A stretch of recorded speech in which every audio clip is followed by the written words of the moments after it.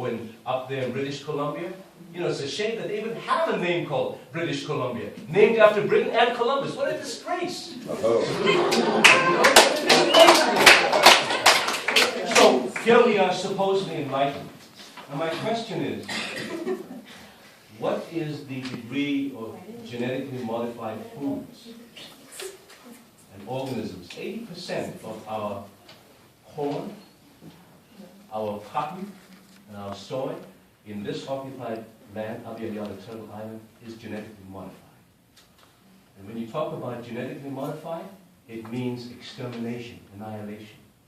Many of the four-leggeds and the birds know, they know the different plants that are genetically modified, and they won't eat of them because their spiritual knowledge comes in. You see? But we, as human beings, following the colonial system, educated, PhDs, you know, postdocs and all these kind of Mickey Mouse things we have. The point here is that they are bent on exterminating us and producing a robotized world where we all are zombies. I look at my people here in New York, all of our people on the subway. What spirit? I can't even touch the earth in New York. You know, I can't even touch the earth. I can't have my feet on the earth. How can we live in a place where you can't touch the earth and feel the earth? How can you live? What future for our children? Should we bring children into this world? You see, so I want to know about the impact of genetically modified organisms and food up there, and the need to bring a lawsuit against Monsanto that has taken over our seas to the point that indigenous peoples have to sue Monsanto for what is rightfully theirs. This indigenous knowledge. So that's my question. Thank you, Asher.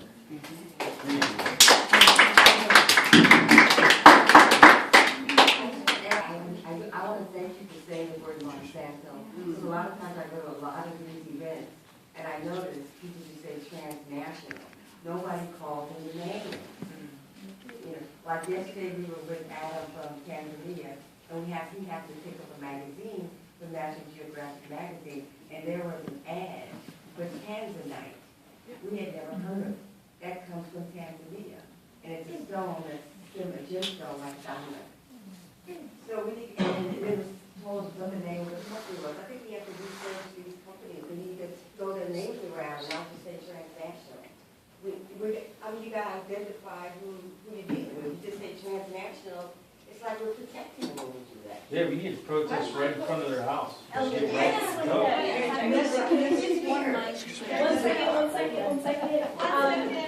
I just want to, I know everyone's very animated and heated about, you know, Sylvia and Kerry's talk, and it's like sparked a lot of discussion, but I want to kind of respect the space and people that have questions and have been waiting, and turn back the protocol to, like, if you have a question, please, like, use a microphone, and there's going to be, like, a system where you, like, just, like, try to point out who raised their hand next, and so we can try to get everyone's voice there. Thank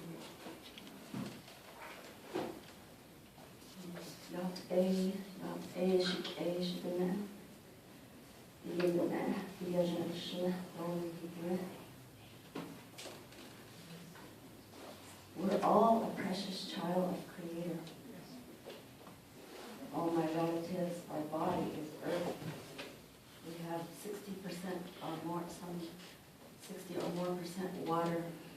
The fire is our temperature, and this air is nature again, the Creator's breath through photosynthesis, radiates the physical sun to the plants, and that's how we have oxygen. I'm moving around, I'm making sound with this.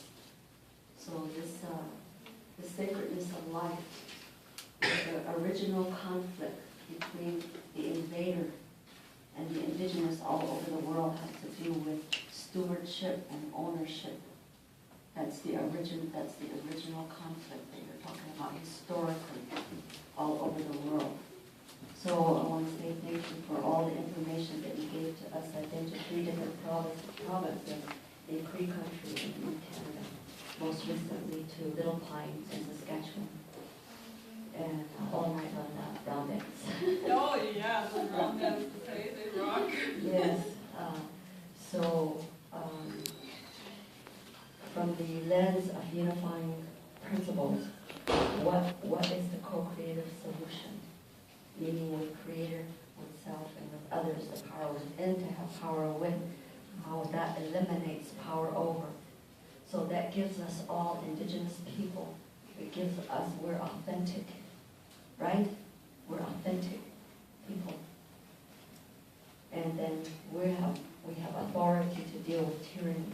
So that power within to have power with, that's our clan system and our tribal and our language, our indigenous language, tribal language, to deal with tyranny and power over, to eliminate the need for power over. So I have a simple solution, which is using our own brain for what it's for, and to not limit our thinking.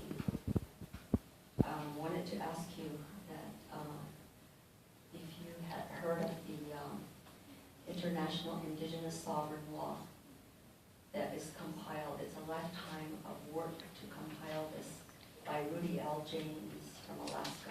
Anyone here heard of this International Indigenous Sovereign Law? That is what we need to educate the young people how to use it. It's already in place. It's already in place. So I can connect with you afterwards about how to find out about this knowledge. But we, as American Indians, do not know about this, and it supersedes all the other documents, because the treaties are actually a promissory note with no enforcement mechanism. Yes. So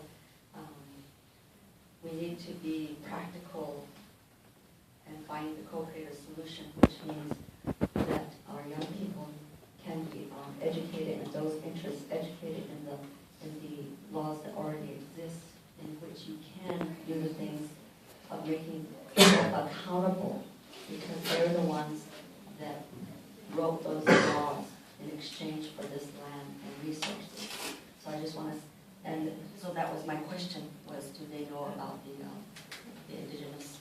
It is huge. We all need to be educated on that and use it and stand our ground. So I just want to say one last comment, which is there are 4 phases of conquest, and that the doctrine of discovery is still in place today. And that, of course, is genocide, and then conversion to religion, and then there's boarding school and relocation, and now, yes, even our tribal leaders are now exploiting and victimizing us. So this is the age of awakening conscience and breaking silence, and women all over the world are breaking silence to the hierarchy patriarchy system. No more domination, submission, because that doesn't exist in our tribal languages. And so in this time, we have every resource within us to advocate for what is good and beautiful and true for all indigenous people.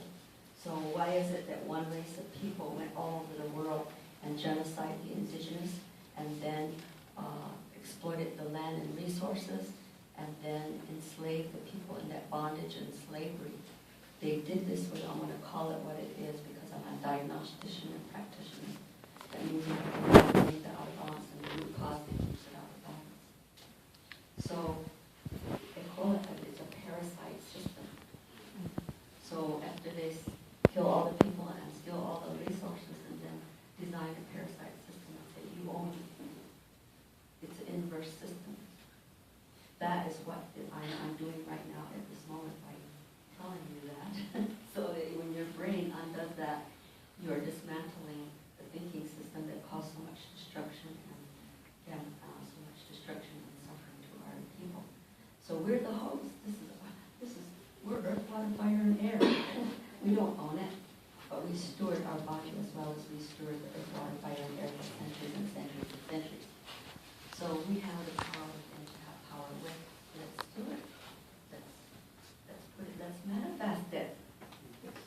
Yeah.